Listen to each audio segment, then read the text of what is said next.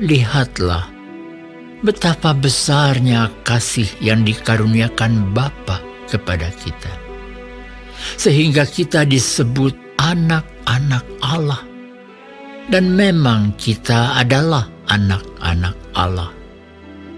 Karena itu, dunia tidak mengenal kita, sebab dunia tidak mengenal Dia.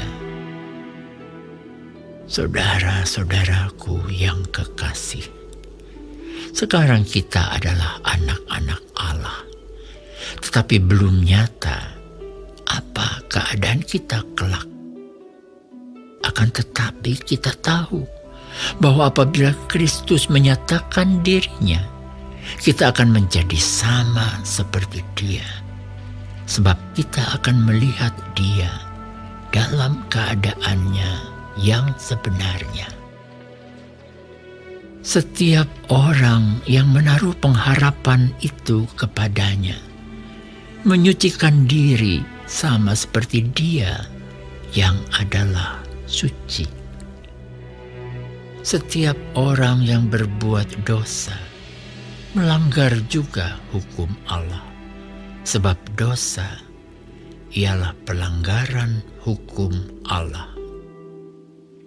Dan kamu tahu bahwa Ia telah menyatakan dirinya supaya Ia menghapus segala dosa, dan di dalam Dia tidak ada dosa.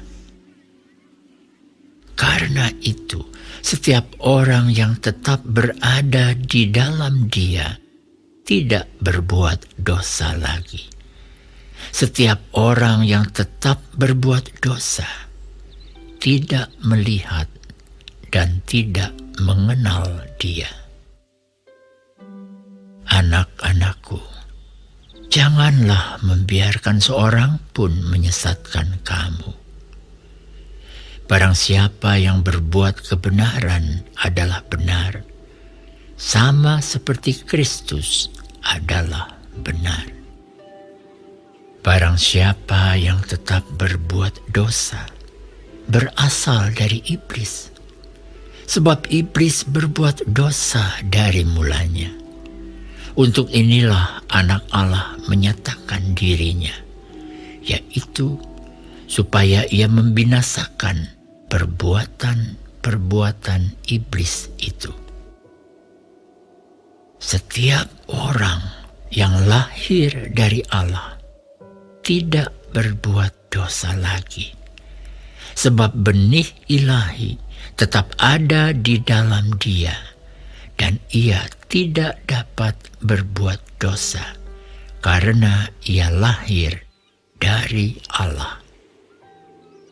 Inilah tanda-tandanya anak-anak Allah dan anak-anak iblis. Setiap orang yang tidak berbuat kebenaran tidak berasal dari Allah. Demikian juga barang siapa yang tidak mengasihi saudaranya. Sebab inilah berita yang telah kamu dengar dari mulanya, yaitu bahwa kita harus saling mengasihi.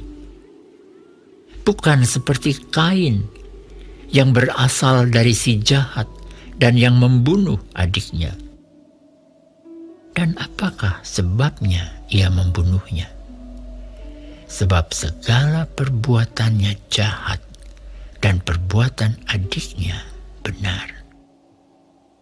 Janganlah kamu heran, saudara-saudara, apabila dunia membenci kamu. Kita tahu bahwa kita sudah berpindah dari dalam maut ke dalam hidup, yaitu karena kita mengasihi saudara kita. Barang siapa tidak mengasihi, ia tetap di dalam maut. Setiap orang yang membenci saudaranya adalah seorang pembunuh manusia. Dan kamu tahu bahwa tidak ada seorang pembunuh yang tetap memiliki hidup yang kekal di dalam dirinya. Demikianlah kita ketahui kasih Kristus, yaitu bahwa Ia telah menyerahkan nyawanya untuk kita.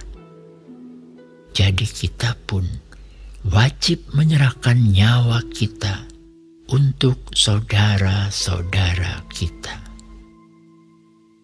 Barang siapa mempunyai harta duniawi dan melihat saudaranya menderita kekurangan, tetapi menutup pintu hatinya terhadap saudaranya itu, bagaimanakah kasih Allah dapat tetap di dalam dirinya? Anak-anakku, marilah kita mengasihi bukan dengan perkataan atau dengan lidah, tetapi dengan perbuatan dan dalam kebenaran. Demikianlah kita ketahui bahwa kita berasal dari kebenaran.